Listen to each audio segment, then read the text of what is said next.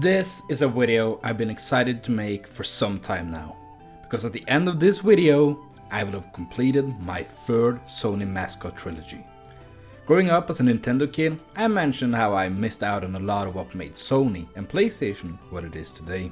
So over the years I have slowly but surely made it through some of the most iconic journeys from the most recognized characters. I've already completed the original Sly trilogy and the original Spyro trilogy. And after today, I will have completed the original Ratchet Clank trilogy. No reason for any long or witty intro today. We have some nostalgia to complete. The game starts off with Clank having become the biggest star of the group, starring in his own movies and Ratchet being fed up. As luck would have it, they tune into the news and see that Veldin, the home planet of Ratchet, has been overrun by Tyrannoids. These wild creatures have been sent out by Dr. Nefarious, and this lights a fire under Ratchet's ass. After warping to the correct solar system, we're introduced to more or less the same gameplay formula we had in Going Commando. A good mix of 3D platforming and gunplay. The guns are as fun as ever, and we are once again introduced to the system of upgrading weapons by using them. Every gun has 8, yep, you heard that right, 8 upgrade levels to get through. And of course, there's a trophy for upgrading them all to the max level. After saving Veldin, we are contacted by the president and sent on a mission to collect Quark that has gone off the deep end, deep in the forest of Florana.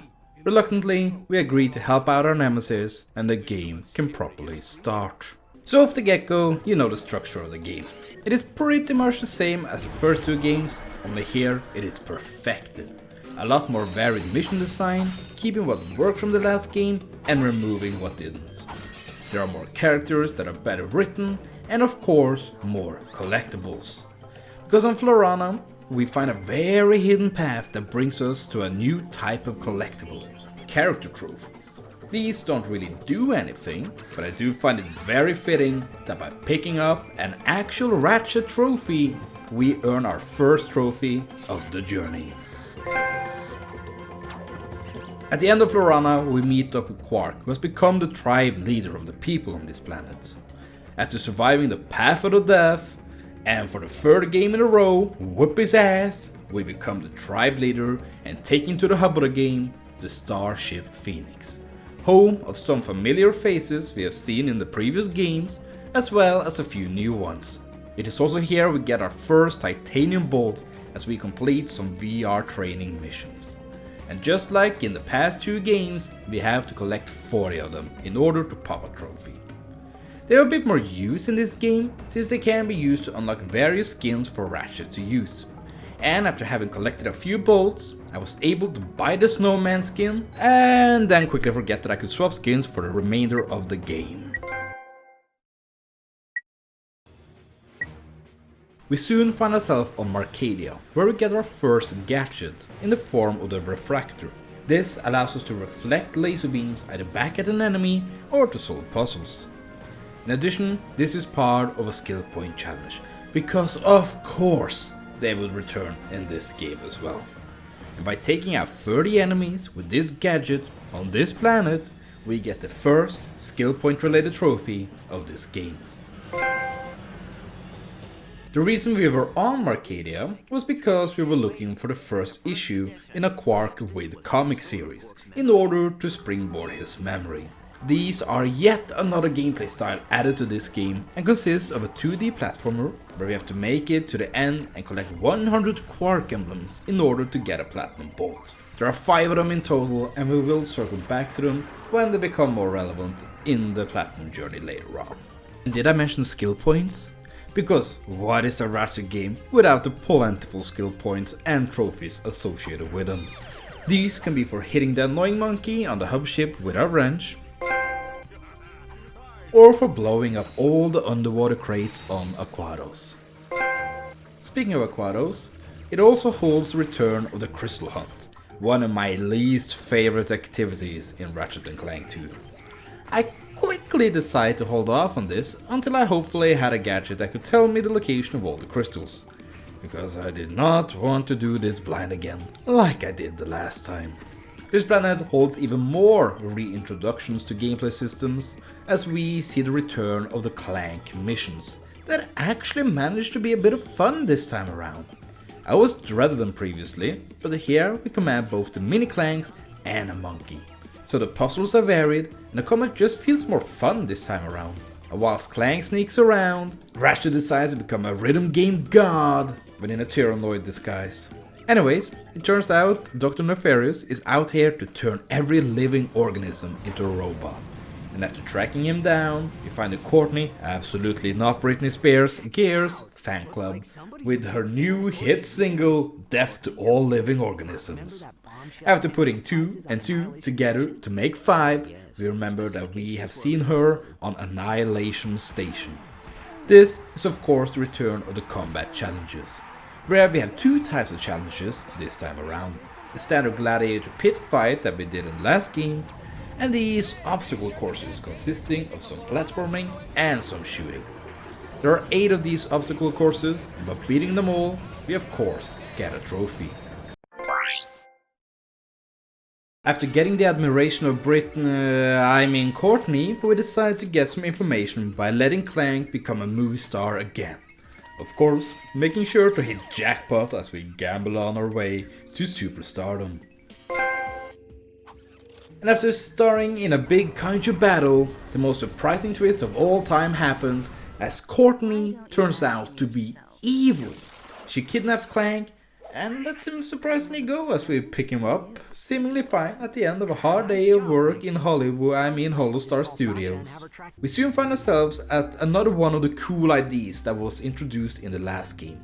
The 3D Mario Galaxy-esque planets with these cool, fully 3D maps. I also loved them in the last game, and I also love them here. Made even better that another skill point trophy was to get on top of the asteroid belt. On a hunt for Nefarious, we were bound to have some things go wrong. Because as we are out doing military missions to acquire gravity boots, our longtime friend Skid, the skater dude turned special military that we met in the first game, has been kidnapped. As much as someone who intentionally gets spotted in order to get an autograph whilst being on a stakeout mission can be kidnapped. And of course, it was that dastardly pop singer Britney Spears. During her fight, we actually managed to upgrade 3 weapons, and with the extra firepower, take her down. But we were too late, as Skid is turned into a robot. The clock is now ticking. We know what Nefarious is planning, and we know he is capable of doing it. Working together with Quark, we infiltrate his base, only for us to be walking into a trap. A self-destruct sequence is starting, and we barely make it out. Unfortunately, without Quark in tow. He is missing and presumed dead. But this is no time to mourn. Nefarious is still on the loose.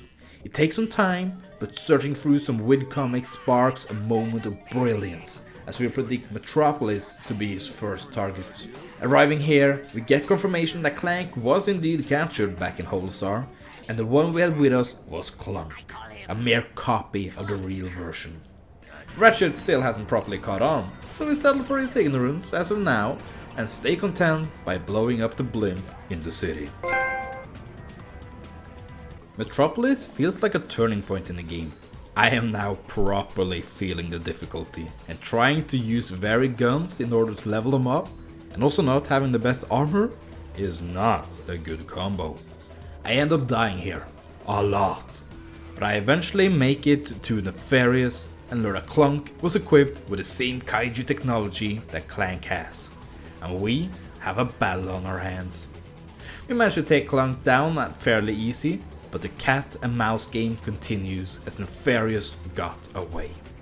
In order to try to find a lead on our mouse, we track down the crash site where Quark disappeared in order to search for clues.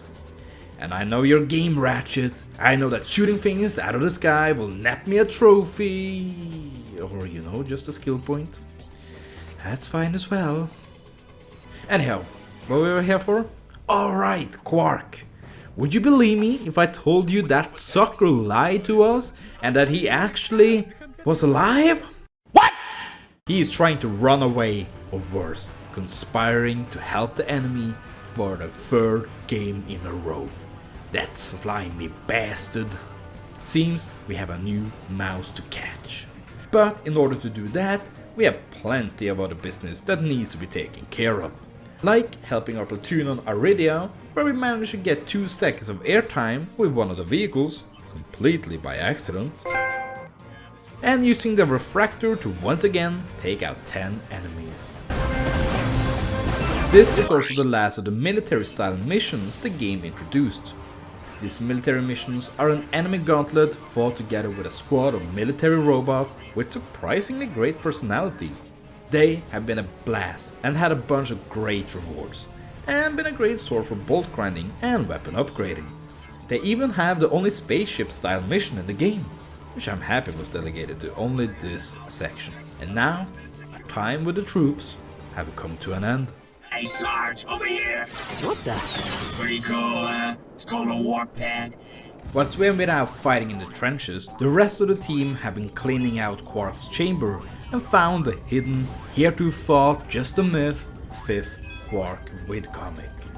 The one showing his true colors as a scared frog, hiding away on his remote hideout in order to escape nefarious revenge, or maybe even plotting to team up with him in order to avoid becoming a robot. Who knows where his true allegiance lie? Seeing as this is the final webcomic, this means that as we find the final health upgrade and tokens for Quark in this mission, we have strived for arcade perfection. As we make our way through the Thrawn asteroid belt, we see a little alcove that needs some platforming to traverse, and on top there is a beautiful snowman. And when you see a snowman like that, there is really only one thing to do, and that is to smash it with a wrench for a trophy.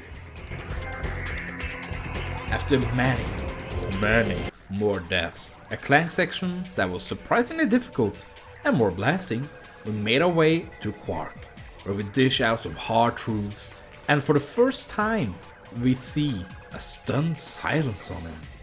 It seems we don't need to worry about him working with Nefarious, he's only a scared little man.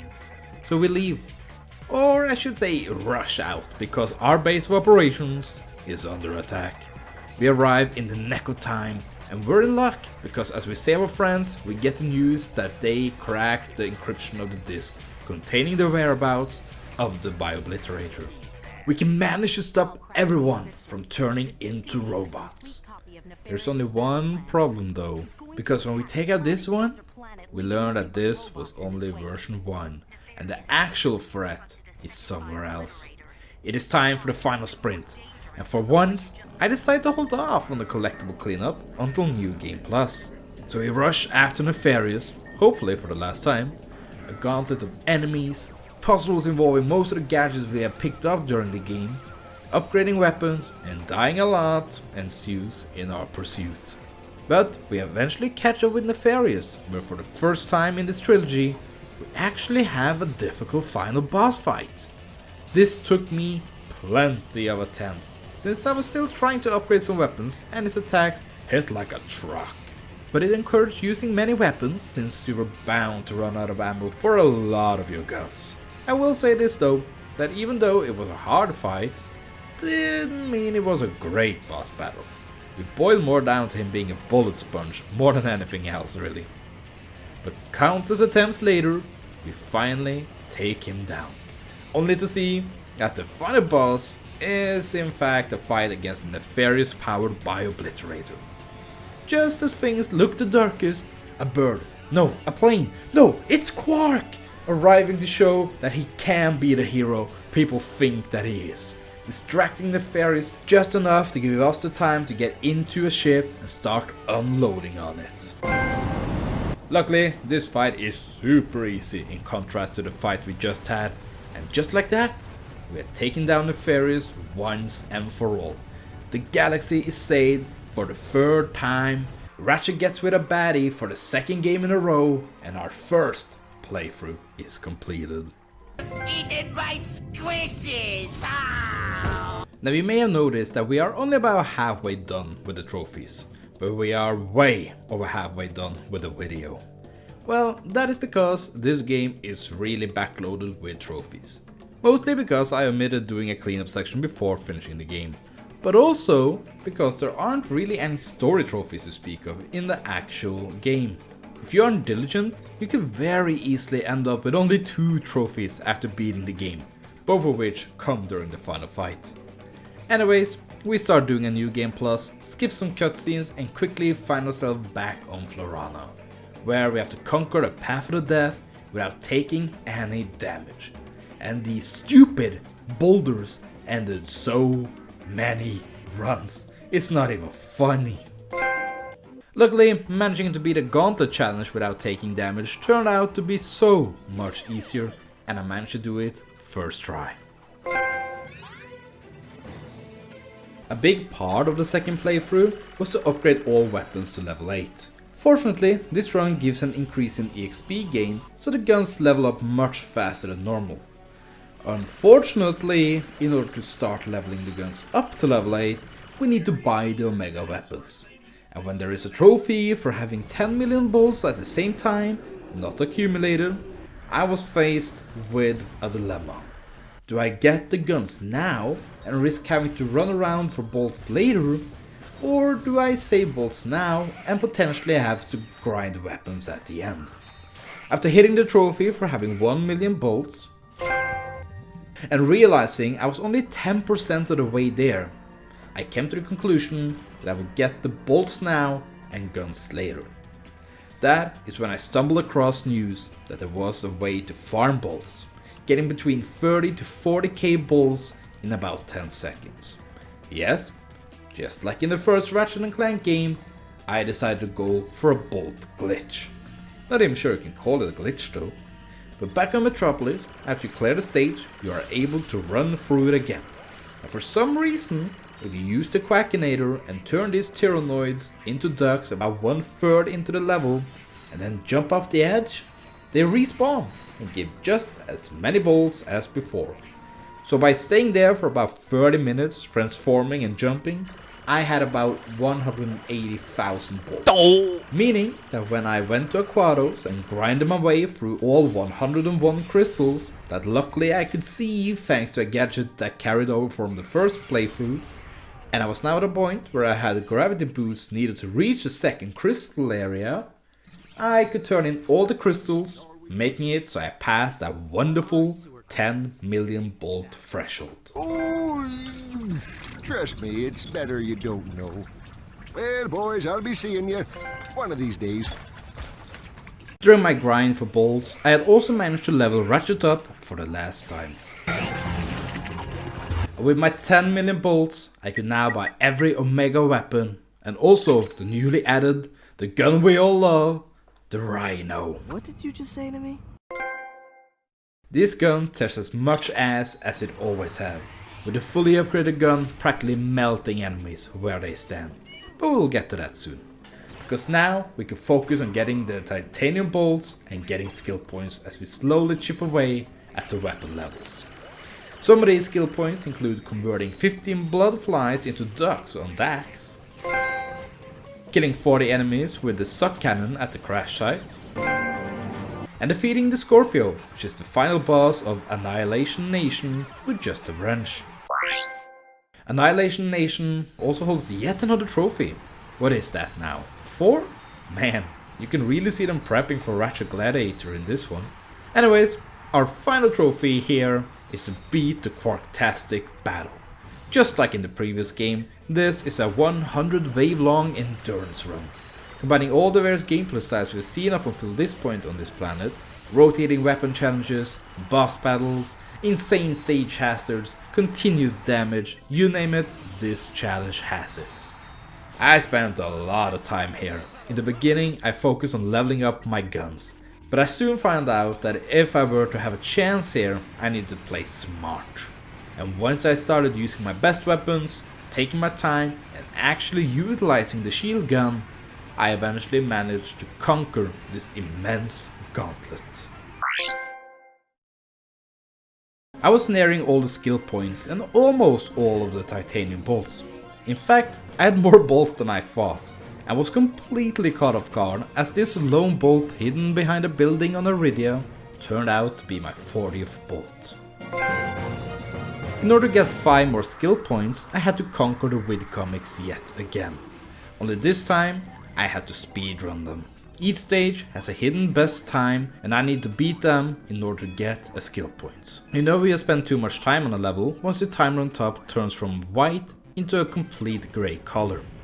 Though it works as a fading color gradient, so if it weren't for me knowing the times after having looked them up, I would have thought that I failed even when I had more time left. The real struggle for me somehow came on stage 4. It's a fairly long stage with a lot of platforming and difficult enemies.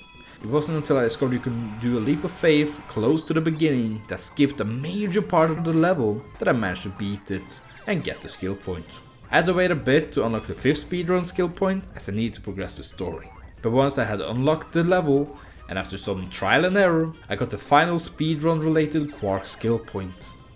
I still had one speedrun to do, and that was of Helga's obstacle course. This VR mission taught us how to use the grappling hook gadget and the hacker. Now we need to run through this stage in record pace. Luckily without having to do the hacking, as that stays completed after you collect it once. And with that out of the way, only one skill point remained, which just so happened to be on the final stage of the game Mylon. Where after having infected 30 enemies with the infector gadget, we not only earned a penicillin and a 1 trophy, we also earned the trophy for getting all 30 skill points in the game.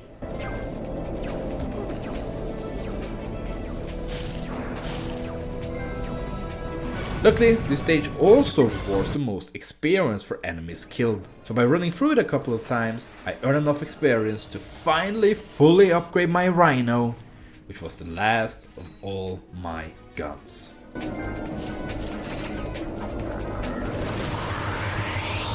And that leaves one trophy, and I find it fitting, yet again, that the first trophy was us picking up a Ratchet trophy. So it just feels right that the trophy that earns us the platinum is for picking up the subsequent Clank trophy in Holostar Studios. The place that made him famous and the place that closes out our final chapter in the original Ratchet & Clank trilogy. So Ratchet and Secret Agent Clank, you are a big part of why we are the hero of the galaxy.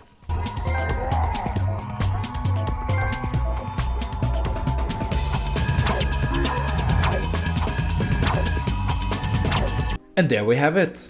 Just like that, we have completed the final game in the original Ratchet & Clank trilogy. Like I said, this is a game where it feels like they have perfected the formula. The missions were so fun, the characters were just superb. We get the conclusion to the Quark saga, we see old characters get fleshed out, and we fall in love with new characters. This really is superb.